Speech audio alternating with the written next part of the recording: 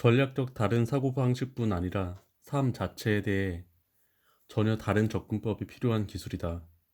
한편으로 우리의 생각과 지식 사이에, 다른 한편으로 우리의 생각과 실제 경험 사이에는 간극이 있는 경우가 허다하다.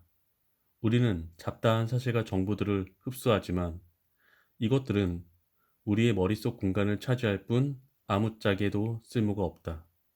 책을 읽지만 우리의 주의를 산만하게 할 뿐 일상생활과는 거의 관계가 없다. 숭고한 이념을 품지만 실천하지 않는다. 풍부한 경험을 쌓지만 제대로 분석하지 않고 영감을 받지도 않고 교훈을 무시한다. 전략에는 두 영역 사이에 끊임없는 접촉이 필요하다. 전략은 가장 고급이 실용 지식이다. 삶에서 벌어지는 사건들은 깊이 성찰하지 않으면 아무 의미도 없으며 책에 담긴 사상은 실생활에 적용하지 않으면 무의미하다. 전력의 관점에서는 삶의 모든 것이 당신이 벌이는 게임이다. 이 게임은 흥미진진하지만 깊고 진지한 주의를 요한다. 여기에는 막대한 판돈이 걸려 있다. 당신이 아는 것은 행동으로 표현되어야 하고 행동은 지식으로 정제되어야 한다. 이러한 식으로 전략은 일생의 도전이 되며 어려움을 극복하고 문제를 해결하는 끊임없는 즐거움이 원천이 된다. 9월은 스스로를 일상생활의 전략가로 탈바꿈시키는 달이다.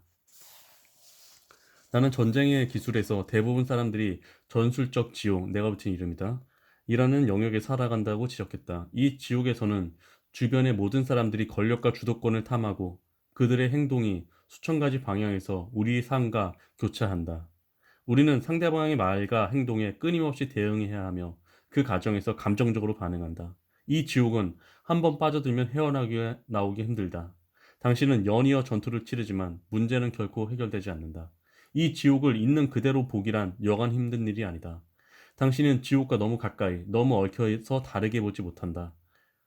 이 세상에서는 권력을 탐하는 사람이 수없이 많고 우리 주의력은 다반면으로 분산되는 탓에 이 과정은 갈수록 악화되기만 한다. 전략의 유일한 답이다. 이것은 무미건조한 학술적 논점을 말하는 것이 아니다. 실제로 중대한 의미가 있는 문제이며 고통스러운 삶을 살 것인가, 균형과 성공을 누리는 삶을 살 것인가의 문제이다.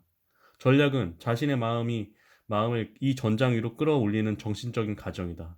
당신에게는 삶의 원대한 목표, 가고자 하는 방향, 운명적으로 성취해야 하는 결실에 대한 감각이 있다. 이것은 무엇이 진정 중요한지, 어떤 전투를 피해야 하는지를 더 쉽게 판단하도록 해준다. 당신은 감정을 다스릴 수 있으며 세상을 초연한 관점에서 바라볼 수도 있다.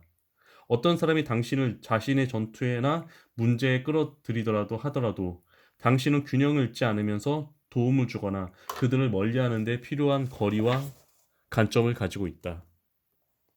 당신은 자신이 이끄는 집단이 어떻게 조직되었는가를 비롯하여 매사를 전략적인 관점에서 바라본다. 이 길에 올라서면 모든 것이 수월해진다. 패배나 좌절은 개인적인 치욕이 아니라 배워야 할 교훈이 된다. 성공하더라도 자만이나 욕심에 빠져들지 않게 된다. 이 세상에는 전술에 대가하는 거리가 먼 가짜 전략가들이 있다. 그들은 당면한 상황을 꽤나 침착하게 관리할 수 있기 때문에 전략가처럼 보인다. 그들은 문제를 해결하는 법을 안다. 그들은 전진한다. 아니, 그보다는 고개를 간신히 물 위로 내밀 줄 안다. 하지만 언젠가는 발을 헛디딜 수밖에 없다. 나는 빌 클린턴이 이런 사례라고 생각한다. 그는 진정한 전략가인 에이브리엄 링컨이나 플랭클린 델러노 루즈벨트에는 미치지 못했다. 이상을 품고 원대한 인생 계획을 세운 듯한 사람들도 있다. 그들도 전략가처럼 보이지만 그들의 계획은 현실과 아무 상관이 없다.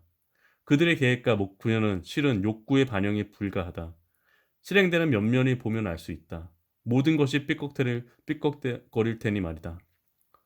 조지 부시 대통령이 중동 개조, 대전 전략이 그런 사례이다. 부시의 전략은 거창하고 포괄적으로 보였으며 서류상으로는 타당했지만 현실에서는 참담한 실패로 드러났다. 이 땅의 현실과 아무 상관이 없었기 때문이다. 전략가들은 무엇보다 현실주의자들이다. 그들은 남들보다 더 객관적으로 세상과 자신을 바라볼 수 있다. 나의 책들은 사악하고 부도덕하다는 평가를 받았으며 이런 책들을 쓴 나에는 이 세상에 해악을 끼치는 존재로 손가락질을 받았다. 나는 이런 비난에 개의치 않는다. 나는 이 책들이 전혀 사악하지 않다는 사실을 알고 있다. 나는 이 세상에서 훨씬 더 사악한 일들이 벌어지고 이는 많은 사람들이 효과적으로 또는 전략적으로 대처하는 방법을 모르기 때문이라고 믿는다. 그들은 자신이 어디로 향하는지 알지 못한 채 전쟁을 벌이고 위태로운 기반에서 사업을 시작하여 아무 성과도 거두지 못하며 서툴게 구상한 정치 캠페인을 벌이다가 실패하고 중요하지 않는 문제에 대해 귀한 시간과 에너지를 허비한다. 책상머리에서 선약을 논하는 것은 솔깃한 일이다. 그보다 더 쉬운 일은 없다. 하지만 그 발상들을 현실로 옮기려면 전략적 상고가 필요하다. 이것은 마하트마 간디도 알고 있었던 사실이다. 고대 그리스인들은 명백한 악보다 무지한 무능력이 이 세상에 훨씬 큰 해악을 끼친다고 믿었다. 명백한 악인은 물리칠 수 있다. 쉽게 간파하여 맞서 싸울 수 있기 때문이다. 무능하고 무능한 자들이 훨씬 위험한 이유는 그들이 우리를 어디로 이끄는지 깨달았을 때에는 이미 늦었기 때문이다. 역사상 최악의 군사적 재앙은 전략적 지혜가 없는 지휘관에서 비롯된 경우가 태반이다. 이것은 종교에 비견할 만한 문제이다. 당신은 빛의 편으로 전략적으로 개종하겠는가? 아니면 전술적 지옥에 계속 머물겠는가? 인생의 전략가로서의 면모를 더욱 갖추겠노라고 다짐이 전투의 절반이다. 내가 독자들에게 요구하는 것은 그뿐이다. 자신을 전장 위로 끌어올려라. 전략적 학문 이상의 것이다. 전략은 학문 이상의 것이다. 지식을 현실 생활에 적용하는 것이요. 최초의 지도 이념을 늘 변하는 상황에 비추어 변경할 수 있는 정신을 발전시키는 것이다. 전략은 가장 까다로운 상황의 압박에 처했을 때 행동하는 기술이다. 헬무트 폰 몰트겐. 전쟁에서 전략은 전체 군사작전을 지휘하는 기술이다. 이에 반해서 전술은 전투 자체를 위해서 군대를 편성하고 전장의 즉각적인 상황 변화에 대처하는 기술이다. 대부분의 사람들은 인생에서 전략가가 아니라 전술가이다. 우리는 하루하루 맞닥뜨리는 갈등에 근긍하느라 현재의 전투에서 원하는 것을 어떻게 얻을 것인가에만 골몰한다. 전략적으로 생각하는 것은 힘들고 부자연스럽다. 당신은 자신이 전략가라고 상상할지 모르지만 10중 8구 전술가에 불과할 것이다. 전략만이 가지고 다 줄 수 있는 힘을 얻으려면 자신을 전장 위로 끌어올리고 장기적인 목표에 초점을 맞추고 작전을 총체적으로 구사하고 반사적인 태도에서 벗어나야 한다.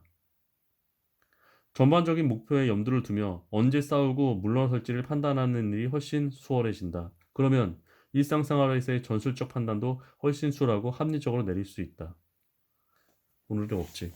전술적인 사람들은 무거우며 땅에 붙박혀 있지만 전략가들은 발이 가볍고 멀리 날아올 수 있다. 당신은 어느 쪽에 가까운가? 체스판 전체를 통제하라. 영화감독 엘프리드 히치콕은 이 전략을 일생의 원칙으로 삼았다. 그는 모든 행동은 장차 결실을 거두기 위한 포석이었으며 그는 차분히 앞을 내다보고 한 걸음 한 걸음 움직였다. 그의 목표는 자신의 원래 구상과 일치하는 영화 제작하는 것이었다. 배우, 제작자, 불가피하게 참여하는 제작진의 역량 때문에 영화가 오염되는 것을 원하지 않았다. 그는 영화 대본의 세부 사항을 일일이 통제하여 제작자의 개입을 거의 불가능하게 했다. 제작자가 실제 촬영에 간섭하려고 하면 히초콕은 필름이 없는 카메라를 대기시켰다. 제작자가 원하는 대로 추가 촬영을 하는 척 함으로써 제작자를 만족시키면서도 최종 결과물은 지킬 수 있었다. 히치콕은 배우들에게도 같은 수법을 썼다. 무엇을 하라고 직접 지시하는 것이 아니라 현장에서 그들을 대하는 태도를 통해서 자신이 바라는 감정, 두려움, 분노, 욕망을 그들에게 전염시켰다. 촬영의 각 단계에는 그 다음의 단계와 정확히 맞아떨어졌다. 체스판 전체를 보면서 감정을 통제하고 다음 수를 미리 구상하라. 무게 중심을 공략하라. 첫 번째 원칙은 적의 힘을 이루는 본질을 거슬러 올라 최소한의 근원들을 이상적으로는 하나의 근원을 찾아내야 한다는 것이다. 끊임없이 적의 힘에서 중심을 찾고 매번 승리하기 위해서 모든 것을 걸면 진정으로 물리칠 것이다. 카를 폰 클라우제비치. 막강한 선두를 내세우는 것, 위압적으로 강력하고 단호하게 보이려는 것은 권력의 본성이다. 하지만 이 겉모습은 종종 가장이며 심지어 노골적인 기만이다. 권력은 약점을 감히 드러나지 못하기 때문이다. 그 가시 아래 권력이 위지하는 지지대, 무게중심이 있다. 이 표현은 카를 폰 클라우제비츠가 처음 쓴 것으로, 그는 이것을 모든 힘과 움직이는 중심으로 모든 것이 이것에 위존한다라고 설명했다. 이 무게중심을 공략하여 무력화하거나 파괴하는 것이야말로 궁극적 전략이다. 무게중심이 사라지면 전체 구조가 붕괴되기 때문이다. 무게중심을 타격하는 것은 분쟁을 결정적이고도 경제적으로 종식하는 최선의 방법이다. 무게중심을 찾을 때에는 위압적이거나 현란한 외관에 현혹되어 겉모습의 핵심으로 착각하지 않는 것이 중요하다. 아마도 당신은 여러 단계를 하나하나 거치며 한 겹 한 겹 벗겨내어 이 궁극적 원동력을 동력원을 찾아내야 할 것이다. 경쟁자를 바라보면서 전체 구조를 떠받치는 무게중심을 찾아라. 무게중심은 그들의 부일 수도 있고 인기일 수도 있고 핵심 요직일 수도 승리 전략일 수도 있다. 그것을 타격하면 압도적인 일격을 가할 수 있다.